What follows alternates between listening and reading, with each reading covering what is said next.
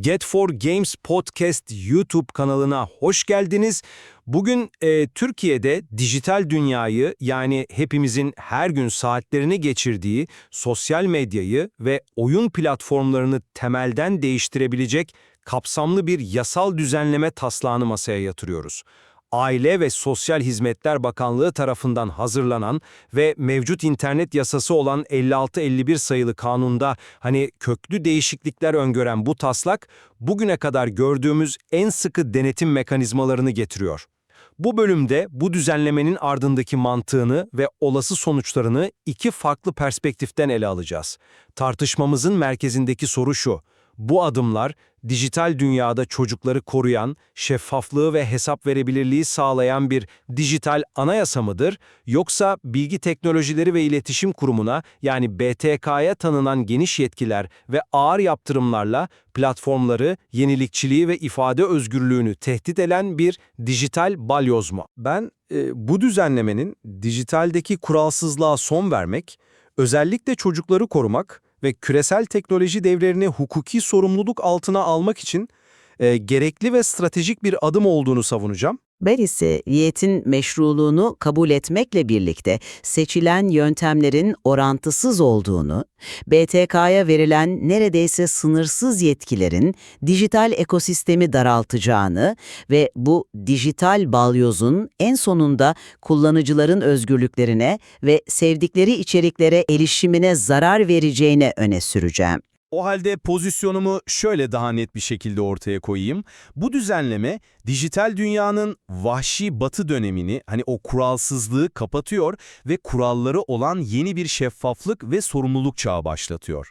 Odak noktasının merkezinde ise hepimizin ortak paydası olması gereken bir konu var: çocukların korunması.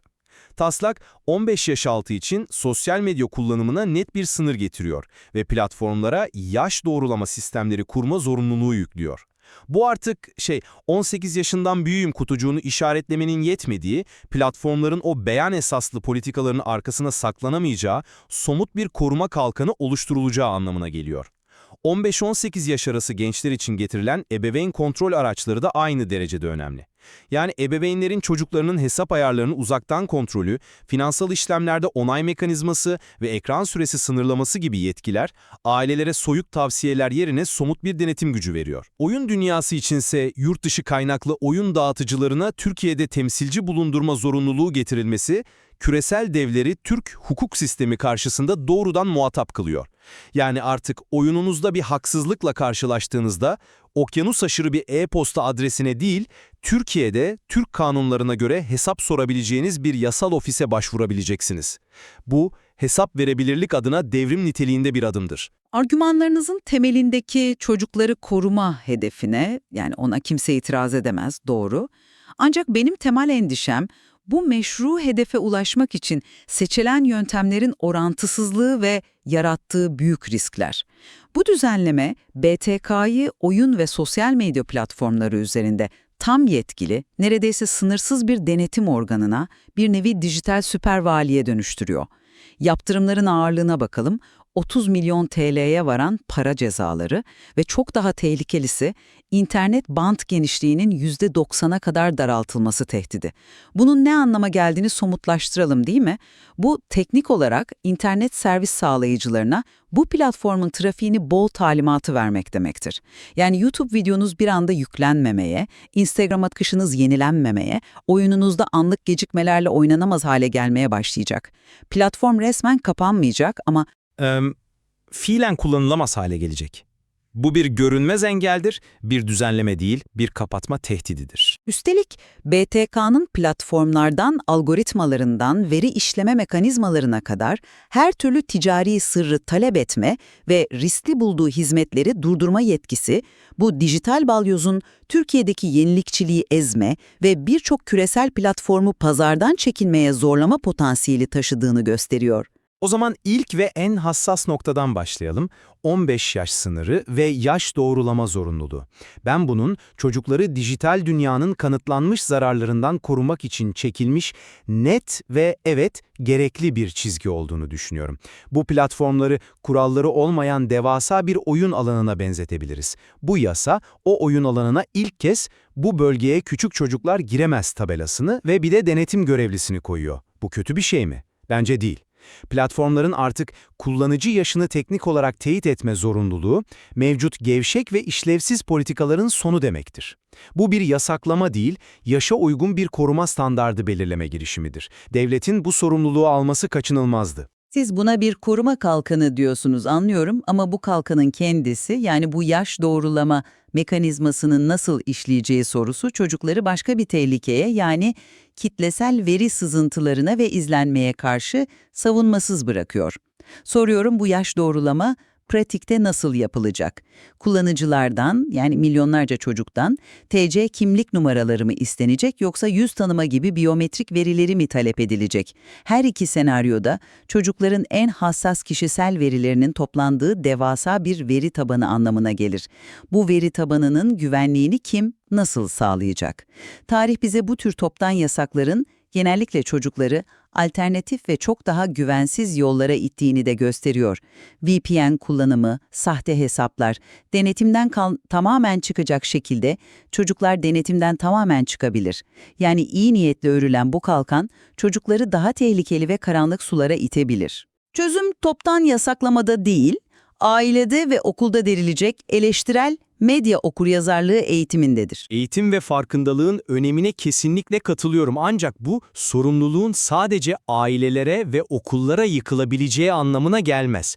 Bu platformların milyarlarca dolar kazandıkları bir sistemde sorumluluktan kaçmak için kullandıkları bir argüman.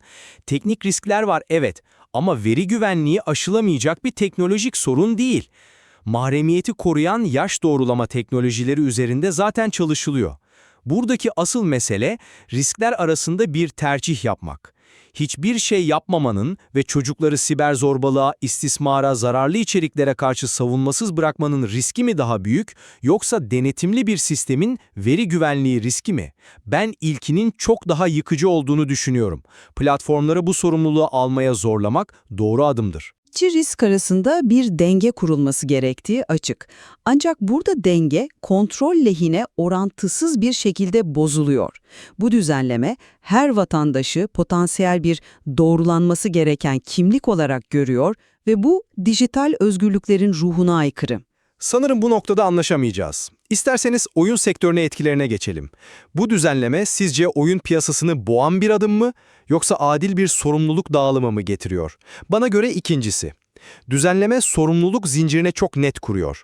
Oyun sağlayıcı, yani üretici, içeriği PEGI gibi uluslararası standartlara göre derecelendirecek. Oyun dağıtıcı, yani Steam, Epic Games gibi platformlarsa bu kurala uymayan, derecelendirmesi olmayan oyunu Türkiye'deki kullanıcılara sunmayacak. Bu kadar basit. Bu, raflara üzerinde 18+ uyarısı olmayan ürün koymamakla aynı şey. Tüketiciyi koruyan temel bir standart. Bu mantık zincirinde ciddi bir kopukluk görüyorum. Çünkü bu model sorumluluğu adil bir şekilde dağıtmak yerine tüm riski ve cezai yükümlülüğü dağıtıcının, yani Steam gibi platformların omuzlarına yüklüyor. Bir oyunun derecelendirmesinin yanlış olmasından veya eksik olmasından platform sorumlu tutulacak. Bu durum bu dev platformları aşırı temkinli davranmaya, yani riskten kaçınmaya itecektir. Bu bağımsız yapımcının oyununun derecelendirmesiyle ilgili ileride bir sorun yaşar mıyız endişesiyle binlerce yaratıcı küçük stüdyo oyununu Türkiye pazarına hiç sunmamayı tercih edebilirler. Sonuç ne olur? Türkiye'deki oyuncular için daha az oyun çeşitliliği, büyük oyunların ülkeye daha geç gelmesi ve potansiyel erişim kısıtlamaları. Bu sektörü düzenlemek yerine bir nevi dijital getto yaratabilir ve oyuncuları korsana veya gri piyasalara teşvik edebilir. Bu piyasadan çekilme korkusunun abartılı olduğunu düşünüyorum. Almanya'nın USG gibi çok daha katı derecelendirme sistemleri var ve Almanya Avrupa'nın en büyük oyun pazarlarından biri. Platformlar, kuralları net olan büyük pazarlara uyum sağlamayı her zaman tercih eder. Bu düzenleme Türkiye pazarını belirsizlikten kurtarıp kuralları olan öngörülebilir bir pazara dönüştürüyor. Bu uzun vadede daha fazla ciddi yatırımcının gelmesini bile sağlayabilir. Küçük geliştiriciler içinse bu onları sorumsuz davranmaya değil, en başından itibaren oyunlarını uluslararası standartlara göre tasarlamaya teşvik edecektir. Bu bir olgunlaşma sürecidir. Bu konudaki tartışmamız, güzellemenin teorisiyle pratiği arasındaki farkı gösteriyor. Bu arada bu derinlikli konuları ele aldığımız tartışmamızı faydalı buluyorsanız, Get4Games YouTube kanalına abone olarak ve videoyu beğenerek bize destek olabilirsiniz. Yorumlarda kendi görüşlerinizi paylaşmanız da tartışmayı zenginleştirecektir. Şimdi isterseniz en can alıcı noktaya, yani BTK'nın yetkilerine gelelim. Bu yetkiler gerekli bir denetim aracı mı, yoksa gizli bir sansür mekanizması mı? Bence bu yetkiler ve ağır yaptırımlar kuralların ciddiye alınmasını sağlamak için var. Caydırıcılık olmazsa bu kurallar kağıt üzerinde kalır. Ayrıca sistem sadece cezadan ibaret değil. Cezada bir teşvik mekanizması da var. Eğer platform yükümlülüğünü bir ay içinde yerine getirirse cezanın sadece 1/4'ünü ödüyor. Bu, yani sistemin niyetinin yok etmek değil, uyum sağlamaya teşvik etmek olduğunu gösteriyor. En çok eleştirilen milli güvenlik gibi durumlarda içeriğin 1 saat içinde kaldırılmasıysa, terör propagandası bir katliamın canlı yayını gibi olağanüstü ve acil tehditlere karşı devleti koruyan doğal bir reflekstir. BTK'nın algoritma talep etme yetkisi ise aslında Silikon Vadisi'nin yıllardır koruduğu kara kutu felsefesine doğrudan bir meydan okumadır. Bu, platformların toplumu nasıl zehirlediğini veya kutuplaştırdığını anlama ve denetleme konusunda atılmış cesur bir adımdır. İşte tam da bu noktada düzenlemenin balyoz yüzü tüm çıplaklığıyla ortaya çıkıyor. Milli güvenlik, kamu düzeni ve suçun önlenmesi gibi muğlak, geniş ve her yöne çekilebilecek ifadelerle bir platformun 1 saat gibi teknik olarak imkansıza yakın bir sürede içerik kaldırmaya zorlanması politik sansür için ardına kadar açık bir kapı bırakmaktır. Bu, beğenilmeyen her türlü muhalif sesi, eleştirel haberi veya protestoyu milli güvenlik kılıfı altında hiçbir hukuki süreç olmadan idari bir kararla anında yok etmek için kullanılabilecek bir anahtardır. BTK'nın bir platformun sunduğu herhangi bir hizmeti, örneğin bir oyunun çevrim içi sohbet özelliğini riskli bularak hiçbir mahkeme kararı olmaksızın kısmen veya tamamen durdurabilmesi tam anlamıyla keyfiliktir. Algoritmik şeffaflık talebi de kulağa hoş gelse de bu aslında bir şirketten ticari sırrımı, yani ne bileyim Coca-Cola'dan formülünü istemek gibi bir şeydir. Bu denetimden çok dijital egemenlik kurma, yani tüm dijital alanı kontrol etme arzusunu gösteriyor. Bu ifade özgürlüğü için gerçekten ölümcül bir tehdittir. Bu yetkilerin kötüye kullanılabileceği yönündeki endişeyi anlıyorum. Ancak bu denetimin hiç olmaması gerektiği anlamına gelmez. Bu argüman bıçak insan öldürebilir. O yüzden tüm bıçakları yasaklayalım demek gibi. Önemli olan bu yetkilerin hangi amaçla ve ne kadar şeffaf kullanıldığıdır. Küresel teknoloji devlerinin hiçbir kurala tabi olmadan kendi başlarına birer dijital devlet gibi davranmalarına, verilerimizi istedikleri gibi kullanıp toplumlarımızı manipüle etmelerine izin veremeyiz. Bu taslak, bu kuralsızlığa son veren, çocukları ve vatandaşları koruma altına alan ve bu dev şirketleri yerel hukuka saygı duymaya zorlayan stratejik bir adımdır.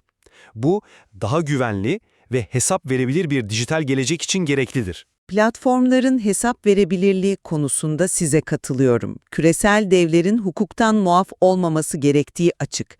Ancak benim temel itirazım, seçilen yöntemin bu hedefe ulaşırken orantısız bir güç kullanması. Niyeti ne kadar iyi olursa olsun, bu düzenleme orantısız güç, ağır yaptırımlar ve muğlak yetkilerle dolu. BTK'ya verilen bu geniş yetkiler, Türkiye'nin dijital ekosistemini daraltma, ifade özgürlüğünü kısıtlama ve en sonunda biz kullanıcıların sevdiği, kullandığı platformlara erişimini engelleme riski taşıyor. Çocukları koruma perdesi arkasında aslında tüm dijital alanı kontrol etme arzusunun yattığına dair ciddi endişelerim var. Bu, faydadan çok zarar getirebilecek tehlikeli bir yaklaşımdır. Sanıyorum bu tartışma, dijital çağda güvenlik, özgürlük ve denetim arasındaki o hassas dengeyi kurmanın ne kadar zor olduğunu bir kez daha ortaya koyuyor. Bu taslak, dijital dünyadaki kuralsızlığa son vermeyi amaçlayan, vatandaşları koruma altına alan ve küresel teknoloji devlerini yerel hukuka uymaya zorlayan cesur bir adım. Daha güvenli ve hesap verilebilir bir dijital gelecek için bu bir zorunluluk. Niyeti takdire şayan olsa da bu düzenlemenin orantısız güç ve ağır yaptırımlarla dolu olduğunu tekrar vurgulamak isterim. BTK'ya verilen bu geniş yetkiler, Türkiye'nin dijital ekosistemini daraltma, ifade özgürlüğünü kısıtlama ve kullanıcıların sevdikleri platformlara erişimini engelleme riski taşıyor. Bu faydadan çok zarar getirebilecek bir yaklaşım. Kesinlikle. Düzenlemenin kağıt üzerindeki hedefleriyle pratikte doğurabileceği olası sonuçlar arasında ciddi farklar olabileceği açık. Yasanın nihai etkisini kanun metninden çok uygulamanın nasıl şekilleneceği, BTK'nın bu geniş yetkilerini ne kadar ölçülü, şeffaf ve hukuka uygun kullanacağı belirleyecektir. Aynen öyle. Konunun kaynak materyalde keşfedilecek daha çok yönü var ve biz de sürecin yakın takipçisi olacağız. Bu hassas denge arayışının nereye evrileceğine zaman gösterecek. Bu derinlemesine analiz için bizi dinlediğiniz için teşekkür ederiz. Get4Games YouTube kanalına abone olmayı, bu videoyu beğenmeyi ve konu hakkındaki düşüncelerinizi yorumlarda belirtmeyi unutmayın. Bir sonraki bölümde görüşmek üzere.